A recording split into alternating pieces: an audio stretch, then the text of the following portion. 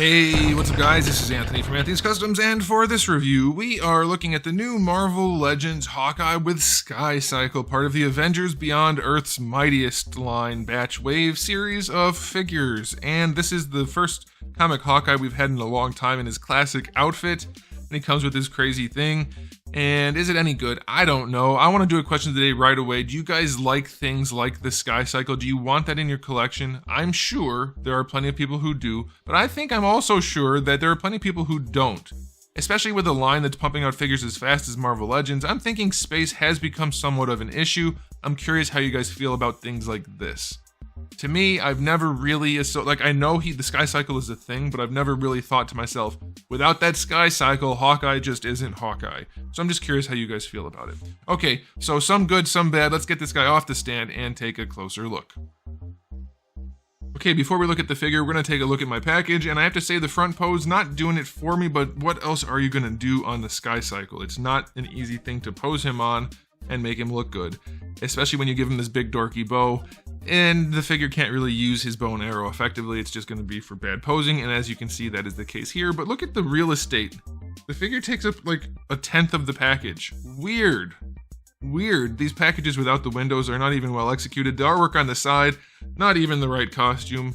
Why does he have his blue sleeves on? And his yellow arrow?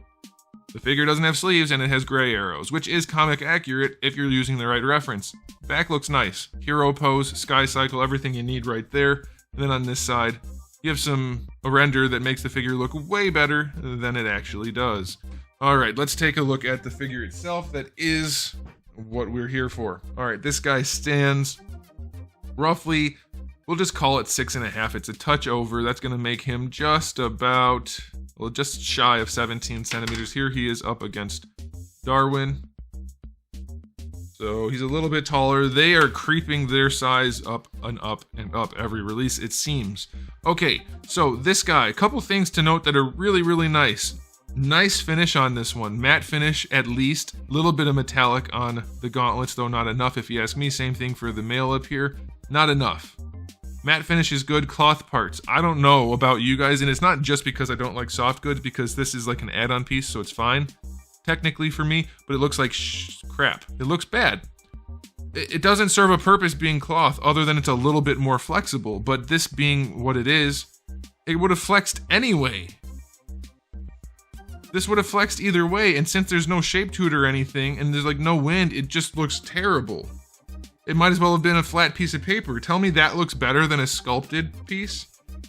No freaking way. That looks ridiculous. It's not the right blue. It's painted rather than sculpted. I mean painted, it's flat. It's the only thing with cloth texture on it too, by the way. It's asinine. The decisions they come up with are just ridiculous, poorly thought out, terrible ideas. Alright, and while we're on his back, this is definitely the first Avengers Hawkeye quiver, right? Am I crazy? This looks like the very first figure they released from the MCU of Hawkeye. I mean, maybe it's not the very first one, but it's definitely a movie one, unless I'm absolutely going crazy. But that's what that looks like to me. Okay, so let's continue. Matte finish is nice. Some old parts, some new parts, obviously. I think generally the sculpt is okay. He's a little trim, but everyone is, and Hawkeye doesn't need to be bulky, so that's all right. All right, let's take a look at the head.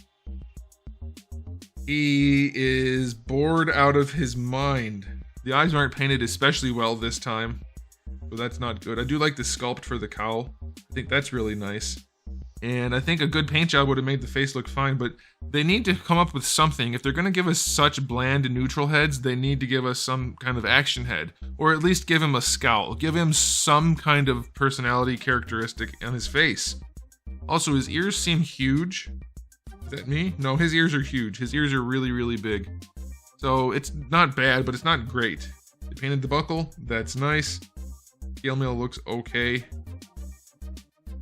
It's just, it looks so cheap. There's no paint on him. Is it actually true that there's no paint? Let me look. The only paint is the silver buckle and on the face. These are added, these are added. Everything on him is plastic. Bare plastic, not counting the loincloth and the face and the buckle. Which sounds like I listed a bunch of things. Nope, that's not enough. Looks like garbage. Cheap, cheap, cheap garbage. He's got the most defined abs out of any Marvel Legends figure ever, by the way. Like, very, very defined abs. Not doing it for me. It looks too cheap. At first glance, it looks pretty cool, but then I look at it again and there's no paint on it anywhere. I don't even like this Predator personally, but look at the amount of paint. And then people will say, Hasbro fans will be like, yeah, but NECA reuses so many parts for the Predators. Oh, okay. Yeah, that's true. How many parts does Hasbro reuse? How many Bucky Cap molds have we seen? Or Sunfire? Goodness. Or Pizza Spider-Man? Any of them. Okay, so this guy gets an aesthetic rating of 6 out of 10. Not enough paint. The cloth looks stupid. Face is boring. Just looks cheap as hell. Alright, as far as accessories go, we're going to start with the SkyCycle. Even though it's kind of not an accessory, it's kind of a secondary, like, main part. It's mostly just marbly plastic again. I'm getting ready to lose it, guys, on the marbly plastic. Holy crap, how hard would it have been to spray it? It's all one color, just spray it. There's a little bit of paint in the vents. They put a touch of paint right here at the top of these exhaust parts where they connect to the manifold-ish. There's like a greenish yellow glow inside the, I guess they're like little jet engines, I don't know. This, I'm guessing, is brown plastic stuck on top. They did the tiniest little detail up here on the handle area. So that's nice, I guess. The thing you'll never see they put effort into, but they couldn't put like a wash over the whole thing. The best thing about this thing is the clear plastic. They did a good job with the acrylic, but that's not exactly like rocket surgery. I mean, it's just some bare plastic that they didn't mess up. And then this base, like, it's technically functional because it has the 3 different balls on it, so you can adjust the height a little bit, but it's also hideous as a result. So just give us one that holds it at a normal height. I think that'd be reasonable. So yeah, it's there. It exists. It's not terrible, but it also just looks like dollar store garbage. A little bit of paint on the front right here. It doesn't look good at all. Like, that's not something I want to display. It's just, if you really wanted a SkyCycle, it exists now in some form, despite it being purely garbage. Okay, other accessories. He comes with the gripping hand and fist hand on him in the package. Then you get an alternate fist hand and alternate gripping hand. So essentially, you just get 2 gripping hands and 2 fist hands. Do you get a hand for holding his arrow properly? Nope. No, you don't. You do get the quiver I told you about, which I'm almost positive is an MCU quiver, which is painted horribly at the top and then no paint at the bottom. You get his golden bow, which is accurate to the source material with this thick-ass bowstring on it, which looks terrible and is obviously not functional because it's just plastic, so that's garbage. And then you also get 1 arrow, which looks like even more garbage, like bigger garbage. What is that big thing on the end? Where the touches the rope, bowstring. What's happening here? This whole thing is garbage. What is happening? What is happening? I don't get it.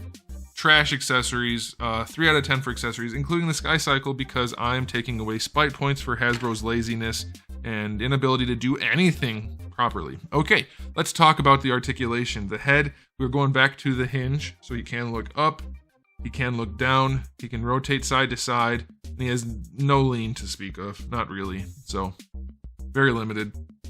Tiny little shoulders, you get your full rotation, butterfly joint is there. Barely. I mean, it's not useless, but it's close. It's close. You're not going to be doing a whole lot of that. Going out to the side, you do get better than horizontal, so that is pretty good. You get your bicep swivel, that's fine. Double jointed elbow on the pinless elbows, works no problem, good range. Wrists have a swivel and a hinge. Gripping hands have the horizontal hinge only. Okay, ab crunch on this guy. They did do a good job tucking this in. This is how I've made many customs, so that's a good way of doing that, in my opinion, and I think it's evident here. You want to have your straps tuck in, and that works nicely, so that's good. Waist twist is a waist twist, that's fine. Can this rotate with it?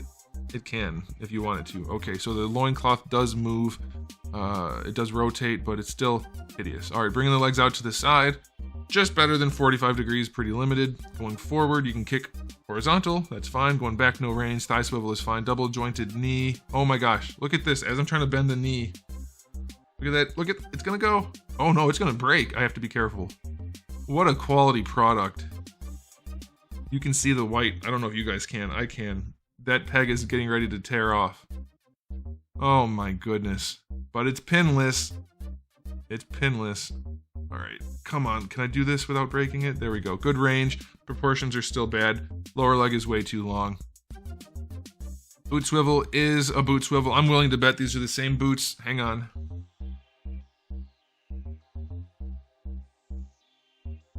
They're not.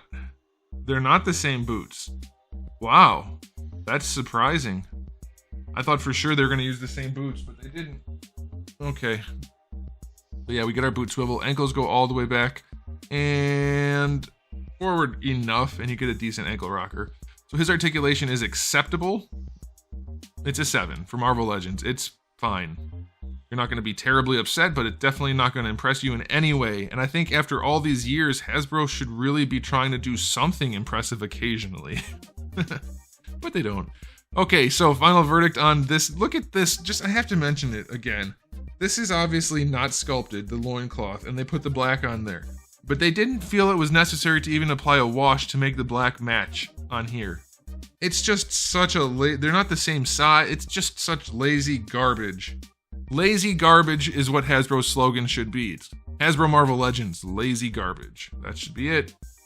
And I won't even charge them. If they want to use that, that's fine. I don't need a fee. Okay, so final verdict on this guy. 6 out of 10. Altogether disappointing. New sculpt work, but for what? For a figure that doesn't pose well, has no paint on it, and the accessories are about as lazy as you could possibly make them. Terrible. Terrible, terrible, lazy garbage. There it is, guys. Let me know what you think in the comment section below about the figure, and if you liked the video, give it a thumbs up. If you didn't, a thumbs down will do, and if you haven't subscribed, you should. I have new videos almost every single day, and thousands already on the channel, so make sure you come back for all of that, and in the meantime, keep collecting.